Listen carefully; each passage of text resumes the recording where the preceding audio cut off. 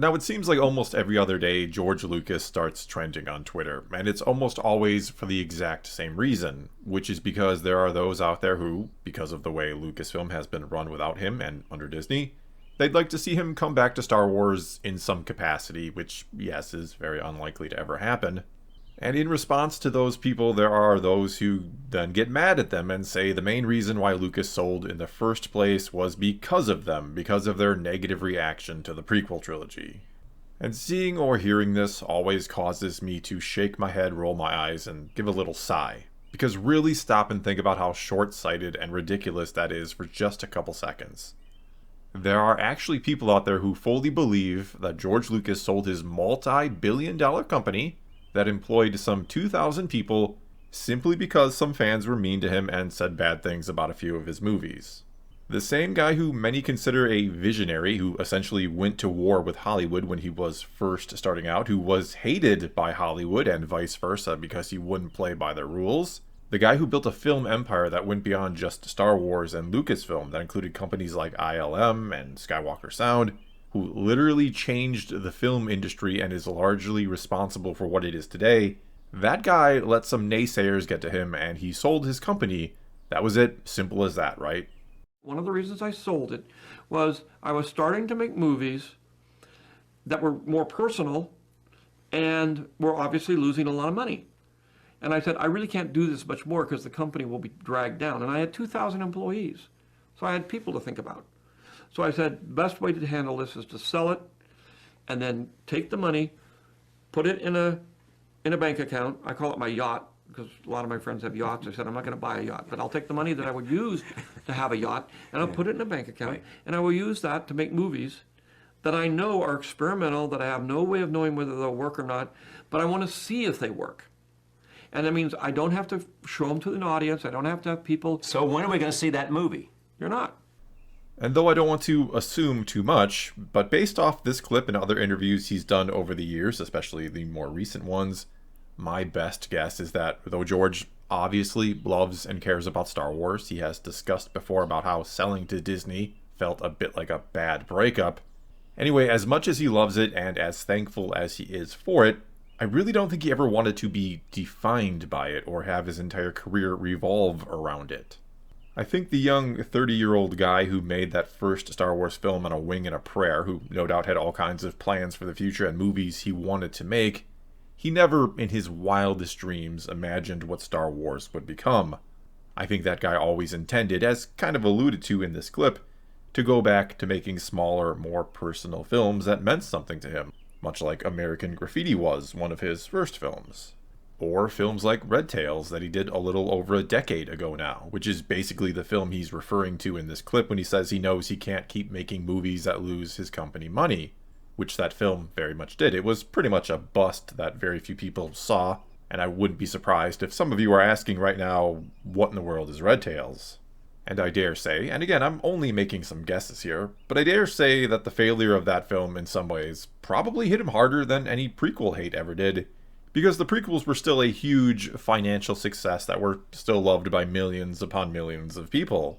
Whereas Red Tails, the story behind it, and it was based on a true story, seemed to mean quite a bit to him. It's probably the type of movie he's been meaning to do or wanting to do for a while now, or wanted to do when he started out. And virtually nobody cared when he made it. Nobody wants him to do those type of films, the ones he actually wants to do. They want him to keep making Star Wars. And for a while there, he did plan on doing more Star Wars, because even though he initially said after the prequels there were no episodes 7, 8, and 9, and he was pretty firm on that, which sure may have been impacted to some degree by the reaction to the prequels, though not wanting to make more Star Wars films is not the same thing as wanting to sell your company. Anyway, he did eventually change his mind, and towards the end of his reign, he did want to do his version of the sequel trilogy. But he said that at the age of 69, which he was at the time or right before he sold, that he didn't know if he wanted to devote the next 10 years of his life to making another trilogy, that he'd rather, again, spend a little time making those smaller, more personal films that no one would ever see. Though he considered hiring different directors and sort of only managing the sequels from afar, but he said he knew he wouldn't be able to stay far enough away. He knew he'd want to micromanage it and would end up being heavily involved. which would be a problem considering he just remarried in 2012 and had a daughter in 2013. And go figure when you realize he's not exactly getting any younger and he had devoted a lot of time to work instead of spending time with his first family. But he wanted to spend as much time as he could with them. And he has said in multiple interviews that they were the main reason he sold the company. Though he has also said things about wanting the stories to continue on as another reason for selling. He didn't want Star Wars to die and thought, perhaps wrongly in hindsight, that Disney was the best custodian for the franchise. I'm doing this so that the films will have a longer life and so that more fans and people can enjoy them into the future. It's a very big universe I've created, and there's a lot of stories that are sitting in there. And that, with his last act, basically, he made Kathleen Kennedy president of Lucasfilm to ensure that would happen, that the stories would be honored going forward, and that maybe he could still have a little creative input too, since they, Kennedy and him, are friends, and he figured she'd no doubt still listen to him. The main thing is to protect these characters, make sure that they still continue to live in the way that you created them, and that the universe of Star Wars continues to grow. I just said that I would back her up, and I would be there if, and especially help him with the script and making sure the script sort of. In other words, no, George Lucas did not sell his company because some fans were mean to him. And yes, I realize some were pretty horrible. Some said some really bad things or made songs or movies or whatever else they did. But do keep in mind that I'd have to imagine that the vast, vast majority of interactions he's had with fans over the years have been positive.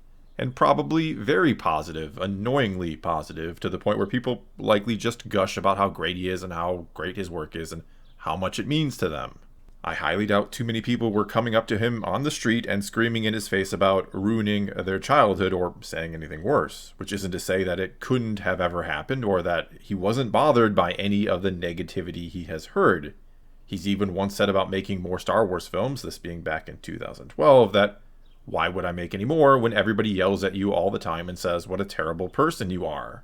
And this is the quote I often see used, pretty much the one and only, as proof that George Lucas sold because of fan backlash to the prequels, even though, if I recall right, this was technically said about people being upset about more changes made to the original trilogy that had just come out on Blu-ray at this time. He even said something along the lines of, they're his films, his name is on them, and he'll do whatever he wants with them. Which doesn't sound like a guy who gives a crap about what you think about his movies so much. And he has basically always had this sort of attitude when it comes to his films. One of the reasons why he had issues with Hollywood in his early days is because he wanted full control of the movies he wanted to make. And they would, the studio execs would, alter them just to alter them, essentially. For instance, they clipped 5 minutes out of American Graffiti for no other reason, according to Lucas, than they could do it and to show him they had power over him. And, funny enough, it was this control they wanted to exert over him that led to him wanting full rights to any sequels to Star Wars that were ever made. And those rights were virtually worthless before that first film came out because no one thought it'd do all that well, much less change the world and become a multi-billion-dollar franchise. So they indeed let Lucas have them and have no doubt been regretting that ever since. So yeah, again, I don't think that was a guy who was bullied by fans into selling his multi-billion-dollar company that he worked his entire life to create. Again, I think the realization that people only wanted Star Wars from him and he neither had the time to devote to it nor the desire to make Star Wars anymore because he wants to do other films, that he's wanted to do other films probably for most of his life, coupled with starting a brand new family at the age of 69 years old, those were the reasons he sold. Hell, he was even in the process of re-releasing all the films, including the prequels, again in 3D at the time or shortly before selling, which is something you don't think he'd do if he was all that bothered by the negative reaction to them.